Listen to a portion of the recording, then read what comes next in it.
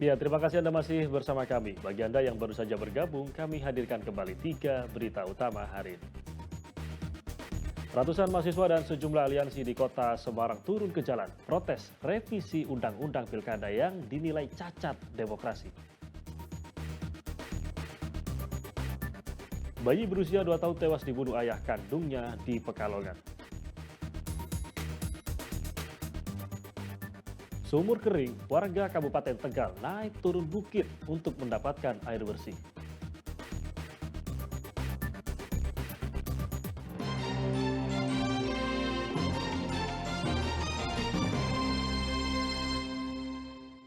Ya, bayi berusia 2 tahun atau 2 bulan maksud kami tewas di tangan ayah kandungnya. Sekujur tubuh korban penuh luka lebam diduga dianiaya pelaku. Polisi di Pekalongan telah menangkap sang ayah.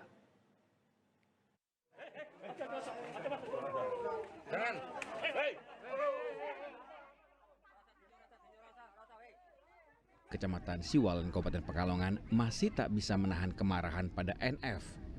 Warga kesal karena pria 27 tahun ini tega membunuh anak kandungnya sendiri yang baru berusia 2 bulan.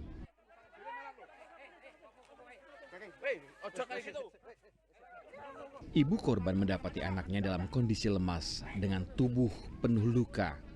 Korban mengalami luka lebam di bagian perut dan leher, serta kepala bagian belakang terkena benturan keras. Korban juga mengalami patah tulang.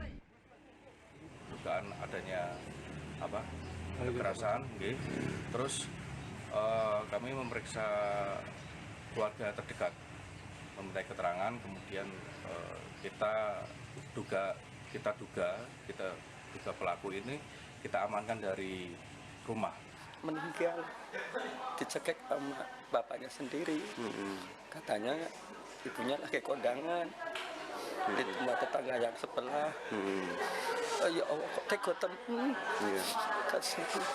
Ya pokoknya intinya saya sebagai keluarga ya dihukum seberat-beratnya, Pak. Belum diketahui apa motif pelaku menganiaya bayinya sendiri. Keluarga berharap pelaku diberi hukuman berat karena sudah tega membunuh bayi yang belum mengenal dosa. Kuncoro Wijayanto melaporkan dari Pekalongan. Ya, selanjutnya seorang pelaku kasus penganiayaan berat akhirnya bisa ditangkap polisi setelah 2 tahun buron.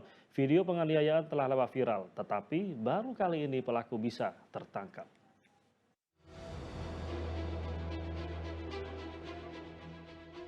Video penganiayaan ini terjadi 2 tahun lalu di SPBU Kertijayan, Pekalongan. Walau telah lama viral, tetapi pelaku yang menganiaya korban hingga kehilangan 2 jari tangan belum ditangkap oleh polisi. Baru pada Rabu yang lalu, polisi dari Satreskrim Polres Pekalongan Kota akhirnya bisa menangkap pelaku MY alias K. Ia ditangkap saat kapal tempatnya bekerja bersandar di Banyuwangi. Memang cukup lama dia melarikan diri, berpindah-pindah, berganti-ganti pekerjaan, sehingga memerlukan proses yang panjang dalam pengejaran. Pelaku yang bekerja sebagai tukang parkir ini mengaku menyesal karena hilaf terbawa emosi.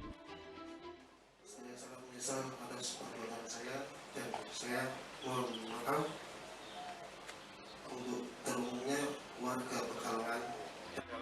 Walau menyesal, polisi akan menjerat pelaku dengan ancaman hukuman maksimal 5 tahun penjara.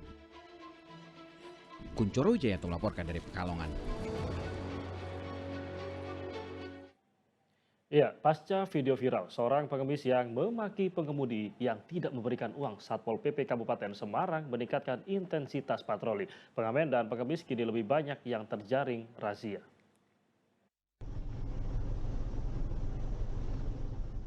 Rekaman video di exit tol Bawen menarik perhatian masyarakat. Pengemis memaki pengendara mobil karena tidak diberikan uang. Setelah video ini viral, Satpol PP Kabupaten Semarang meningkatkan intensitas patroli di tempat mangkalnya para pengemis dan pengamen. Patroli yang biasanya dilakukan sekali kini ditingkatkan menjadi 2 kali dalam sehari. Tentu saja makin banyak yang terjaring razia. Kami nanti untuk untuk di kami sendiri dengan kejadian itu kami akan meningkatkan kegiatan pengawasan atau patroli kami di lapangan. Satpol PP juga mengimbau kepada masyarakat jika ingin bersedekah atau memberi donasi, sebaiknya diberikan kepada lembaga-lembaga yang telah jelas keberadaannya. Yulianto melaporkan dari Kabupaten Semarang. Ya, selanjutnya simulasi sistem pengamanan kota di Pemalang diwarnai insiden di mana seorang peserta simulasi tergigit anjing pelacak K9 milik Polres Tegal. Untungnya gigitan itu tidak menyebarkan luka serius. Pelaksanaan simulasi sistem pengamanan kota untuk pilkada mendatang di Pemalang diwarnai insiden. Kaki salah satu anggota Polres Pemalang digigit anjing K9 saat menghalau massa yang berbuat anarkis di kantor KPU. Untungnya insiden ini tidak menimbulkan luka serius. Dua poluan anggota Raimas juga apes. Mereka jatuh dari motor saat mengamankan kerusuhan massa.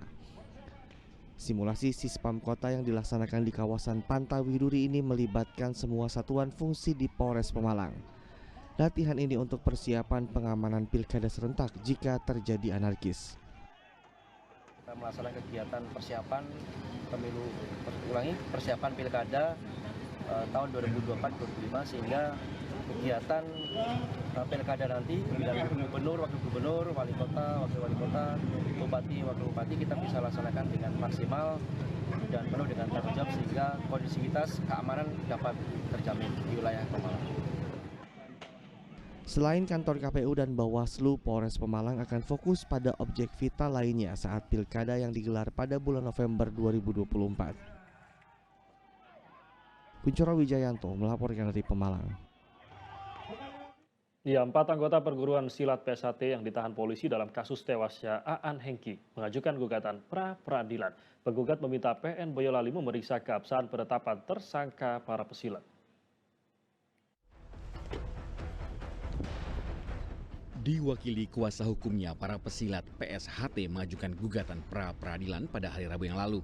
4 pesilat PSHT ditetapkan menjadi tersangka pembunuhan Aan Hengki dan Mestianto 16 tahun, warga Desa Kismoyoso, Kecamatan Ngemplak, Boyolali. Secara khusus, gugatan pra-peradilan didaftarkan untuk tersangka Rizal Saputra alias Kecu dan Tegar Yusuf Batiar yang sama-sama berusia 19 tahun. Karena waktu dilakukan pemeriksaan atau mindiknya itu banyak hal-hal yang janggal. Seperti kalau yang anak itu mestinya ada tanda tangan kuasa dari orang tua kepada pengacaranya. Namun hal ini kita temui tidak ada. Sudah kami konfirmasi kepada orang tuanya. Orang tua dari tersangka anak ini tidak pernah memberikan kuasa kepada pengacara tunjukan dari Polres Boyolali. Polisi menyatakan siap menjawab gugatan pra-peradilan ini. Satreskrim Polres Boyolali menyatakan telah melakukan tindakan penyelidikan yang benar.